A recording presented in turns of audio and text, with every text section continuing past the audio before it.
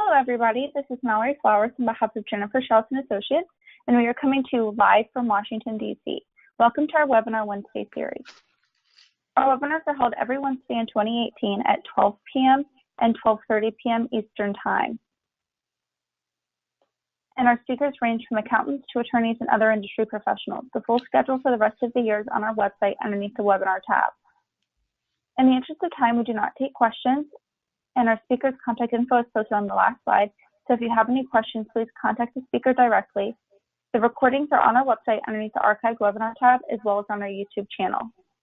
All right, this is just a quick word about us. Jennifer Shelton Associates is based in downtown Washington, D.C., and we help both product and service companies with federal contracting. Our clients are domestic and foreign, defense contractors and civilian, and our services range from market analysis reports to contract vehicles, including the GSA schedule. We can also help you with proposal writing and post-award contract administration. More information about our services and upcoming events can be found on our website. All right, so we're going to go ahead and dig into today's presentation, which is GSA CTA, what you need to know. And today's speaker is Mark Amadeo. You can learn more about his background on this slide. Thank you, Mark, for joining us today, and I'm going to go ahead and hand it over to you. Thanks, Mallory, and thanks everyone for listening in. So today we're going to talk briefly about GSA CTAs, or contractor teaming arrangements. And before we get into things, I just want to make a couple of points to put things into a larger perspective. Now, as many of you know, and as we've discussed in prior webinars on joint ventures and mentor-protege arrangements, over the last few years, there's been a push in government contracting to increase the ways that small businesses team up with each other and with other large businesses in order to enhance their capabilities and increase government contracting opportunities. Now, the discussions of joint ventures and mentor-protege relationships, they usually anticipate the typical multi-year government contracting scenario with procurements that are worth hundreds of thousands or millions of dollars. Well, if you're a commercial vendor with a GSA schedule contract, you're selling office supplies or furniture or computer equipment or off-the-shelf software, and you don't need a partner to create or to distribute product, you might think that teaming and collaboration concepts are not useful or applicable. But in fact, the GSA has implemented a form of teaming that is intended to make collaborations among GSA schedule holders fruitful. So we're going to touch on these contracting teaming arrangements today. Next slide. So we'll start with what contractor teaming arrangements are not. The term contractor teaming arrangement is a fairly common term, and that's in part because the regulations under FAR use the term contractor teaming arrangement to describe the two basic ways that companies work together to perform under a contract.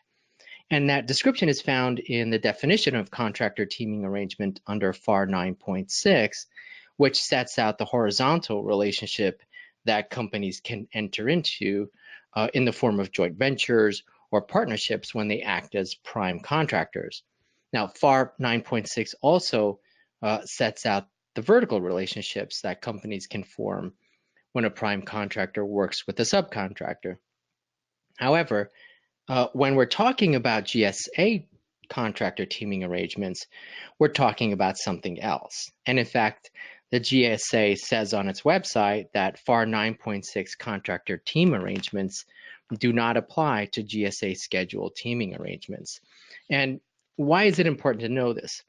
Well, as we'll discuss, there's not a lot of regulatory guidance on GSA CTAs. So when you look for guidance on CTAs in GSA materials or in any decisions by GAO, for example, if you see the term contractor teaming arrangement, that reference may be to FAR 9.6 contractor team arrangements and not to GSA CTAs.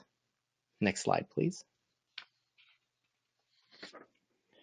So the GSA contractor teaming arrangements that we're talking about today is not defined in FAR, and there are no regulations, unfortunately, on GSA CTAs. Instead, the arrangements and how they work are set out on GSA's website and in GSA guidance. And under that guidance, a GSA contractor team arrangement, or CTA, is an arrangement in which 2 or more GSA schedule contractors team together to provide a total solution to meet a government contracting agency's needs and requirements. So if you have an agency that issues an RFQ for a task or delivery order with several requirements under 1 or more GSA schedules, a GSA CTA is one way that 2 vendors who individually can meet some but not all of the requirements with the items that are covered by their GSA schedule contracts. It's one way that they can come together and collectively provide an agency with a more comprehensive solution. Next slide, please. So one thing to keep in mind when we say that schedule holders team together is that the CTA is simply an arrangement where the parties agree to collaborate with each other without forming a separate legal entity like an LLC. And in fact, GSA schedule holders shouldn't create a new entity for the CTA because under GSA's guidelines, an award or task order must be made to a GSA schedule contract holder. So if a new entity is created to submit proposals or to act for the CTA partners, that new entity would first have to go through the process of becoming a GSA schedule holder, and that's just not necessary. Now, as for mechanics, typically the first step is for GSA schedule holders to enter into an agreement that binds the parties together and spells out their responsibilities. Now, we'll talk more about CTA agreements in a few minutes. And then the next step is the parties will typically identify RFQs or solicitations for goods or services that are covered by their GSA schedule contracts. And in responding to RFQs or solicitations, the parties should make it clear that their proposal is submitted on behalf of a CTA. Now, if a team is then awarded a delivery or task order, the ordering agency will typically work through a CTA team leader, which is one of the members of the CTA, that acts as the point person for the contract administration. And one thing to note, and this may seem obvious, but a task or delivery order that's issued to a CTA can't conflict with any of the CTA members' GSA schedule contracts.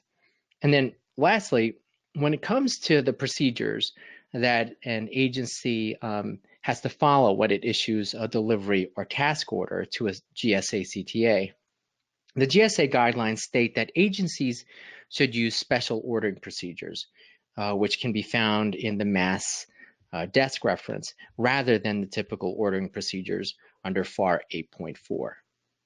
Next slide, please. Now, if an agency sets aside an order for a small business or a socioeconomic group, if a CTA group wants to compete for that set aside, all of the members of the CTA have to be small or within the socioeconomic group. So one thing to note about small business set-asides is that the limitation on subcontracting by small businesses under FAR still apply. So if the CTA receives an order that is a set-aside for a small business, the team members, which again all have to be small, must perform at least 50% of the work. So the total work that's performed by the subcontractors of the team members can't exceed 50%. A few more words on subcontracting. If the CTA members are in a prime contractor position with respect to their relationship with the government, but each member can subcontract out part of its work, and the subcontractor doesn't have to be a schedule holder. Still, ultimately, the pricing that's offered to the government for work or supplies by the subcontractor can't exceed the team member's GSA schedule pricing. And then lastly, agencies might specify not only the GSA schedule for the items that they seek to procure, but also the individual subcategories of items or SINs, And so CTA members should make sure that their schedule contracts list the appropriate SINs. Next slide, please. So let's talk a little bit about the benefits of CTAs. Now, from a government agency standpoint, CTAs permit agencies to streamline their orders. So by issuing orders to CTAs with members that hold multiple schedule contracts and list multiple SINs, the result is that an agency may be able to have several of its requirements met with a single order. And then from the team member's perspective, one of the pros is that each team member, by virtue of its GSA schedule contract, has privity of contract directly with the government. So each is considered a prime contractor, and each has a direct legal relationship with the paying order agency. And then lastly, when team members include members with different schedule contracts, the CTAs potentially reduce the number of open market items that vendors may need to otherwise offer outside of their GSA schedule contract. As for the cons, a big one in my view is the absence of regulations. The guidance is kind of spread out in multiple locations. I mean, you'll find it in the GSA website or in the Mass Desk reference or in other GSA materials. So finding guidance on a particular issue might require a bit of hunting around. And then another con is that certain federal systems are not equipped to handle GSA schedule awards to teams with multiple vendors. So in particular, the federal procurement data system currently will only accept information relating to one contractor per order. So the current practice is for buying agencies to determine which CTA member is realizing the preponderance of the revenue from an order and report that contractor's information to FPDS. Okay, next slide, please.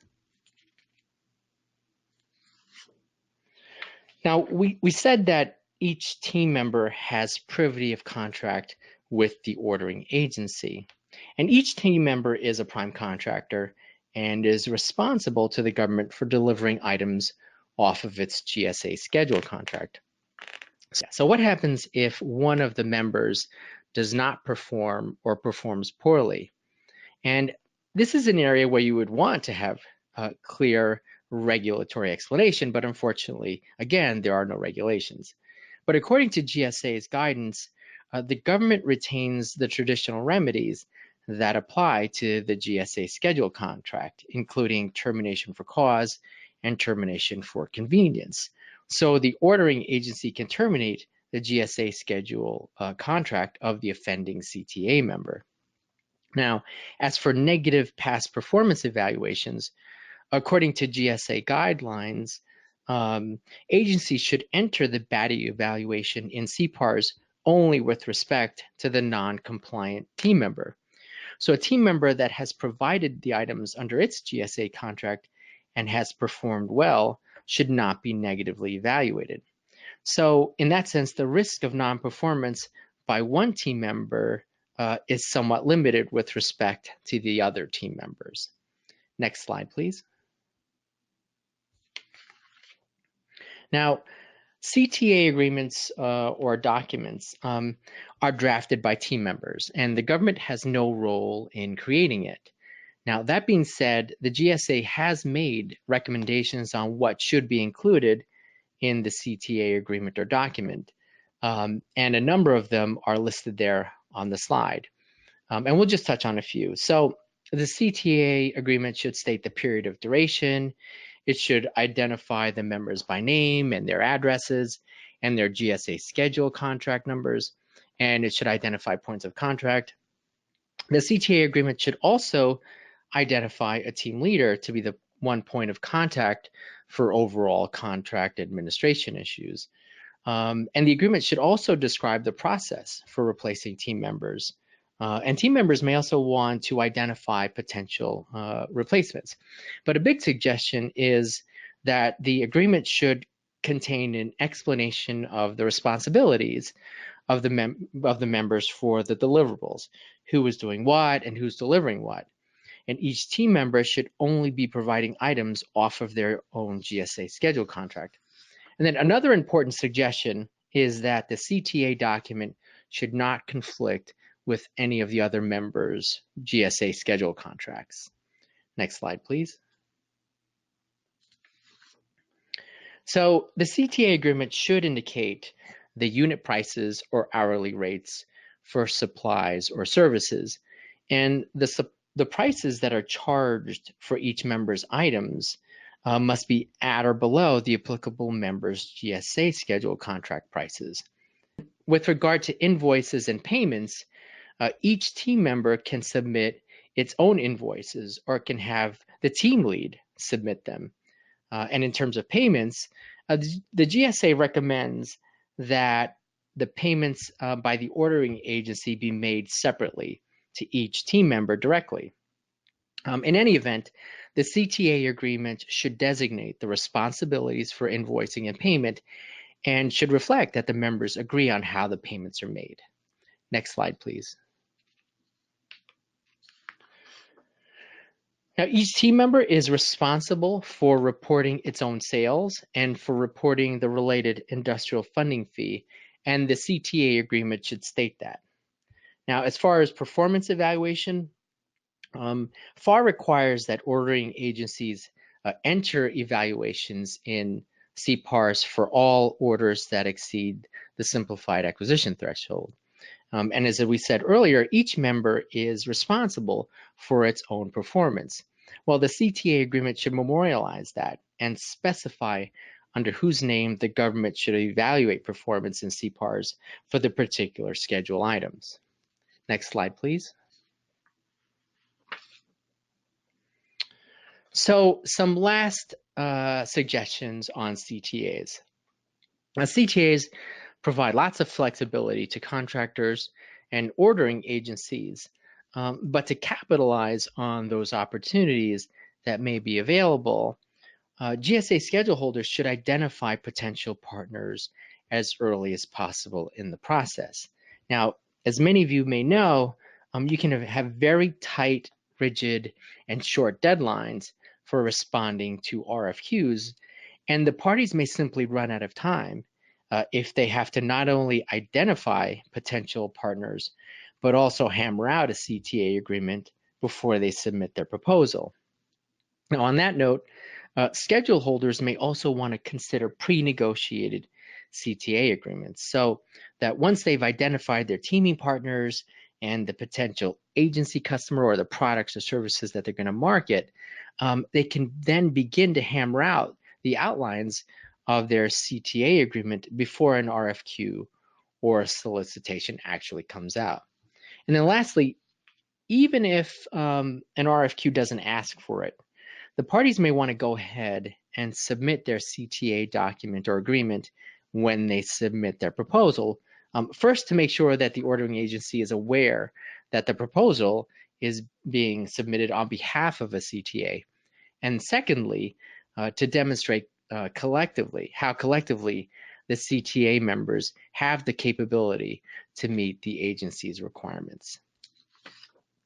Well, that's all I have for my presentation. Thanks again, Mallory. And I want to thank everyone for listening. And if you have any questions, my information is up on the last slide. So please don't hesitate to contact me. All right, thank you, Mark. That was a lot of great information, and thank you for sharing your time with us today, and thank you for everybody who joined us. Like you said, if you have any questions, please contact him with the information you see on your screen. At 12:30, we are covering P cards, so join us then. Thank you. Thanks.